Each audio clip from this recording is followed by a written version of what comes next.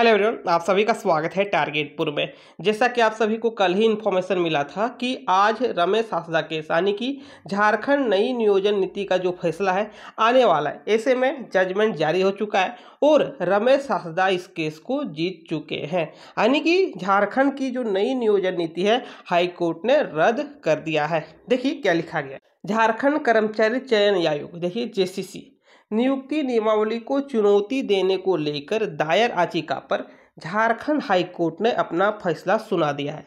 High court की मुख्य न्यायाधीश डॉक्टर रवि रंजन एवं न्यायाधीश सुजीत नारायण प्रसाद की खंडपीठ ने सभी पक्षों की ओर से, देखिए आगे, बहस और दलीलें सुनने के बाद नियोजन नीति पर अपना फैसला सुरक्षित रखा था। अदालत ने अपना फैसला सुनाते हुए राज्य सरकार द्वारा वर्ष 2021 में पारित नियोजन नीति यानी कि जो नियमावली है जेसीसी रूल संशोधन को रद्द कर दिया है, यानी कि नियोजन नीति रद्द हो चुका है। इसके साथ ही रमेश हासदा की ओर से दाखिल याचिका को अदालत ने स्वीकार कर लिया है। झारखंड हाईकोर्ट के 3 न्यायाधीशों की बृहद पीठ ने यह फैसला सुनाया।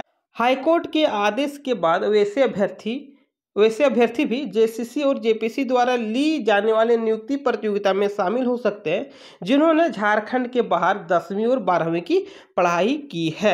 गौरतलब है कि रमेश हासदा एवं अन्य ने झारखंड हाईकोर्ट में याचिका दाखिल कर राज्य सरकार द्वारा जेसीसी नियमावली में किए गए संशोधन को गलत बताया गया, साथ ही इसे निरस्त करने की मांग अदालत से की गई थी। याचिका में कहा गया था कि झारखंड सरकार ने नियमावली में संशोधन किया है जिसके तहत राज्य के संस्थान से ही 10वीं और 12वीं की परीक्षा पास करने वाले छात्र ही नियुक्ति प्रक्रिया में शामिल हो सकेंगे। यह नियम सिर्फ सामान्य श्रेणी के छात्रों पर ही लागू होगी, यानी कि जनरल कैटेगरी वालों पर ही लागू होगी, जबकि आरक्षित श्रेणी के अभ्यर्थियों के मामले में यह आदेश लागू नहीं होगा।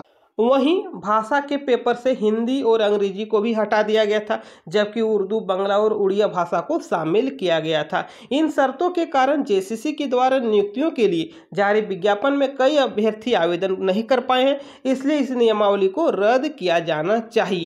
इतना सारा बात का एक ही कंक्लूजन है कि जो नियोजन नीति है रद्द कर दिया गया है, यानी कि मैट्रिक इंटर झारखंड से ही हो ऐसा जरूरी नहीं है। इस नियोजन नीति को हाईकोर्ट के द्वारा रद्द कर दिया गया है। अब देखना होगा कि राज्य सरकार इसे किस प्रकार लेती है, राज्य सरकार का अगला कदम क्या होता है। इस नियोजन नीति का जो फैसला आया इसके खिलाफ सुप्रीम कोर्ट जाती है, तो नियोजन नीति को यहीं पर सुधार लिया जाए, यानी कि जो भी विसंगतियां हैं इसे दूर करके एक फ्रेश नियोजन नीति तैयार किया जाए और जल्द से जल्द जितना भी विज्ञापन निकला है उसका एग्जाम कंडक्ट कराकर सारा का नियुक्ति पूर्ण किया जाए।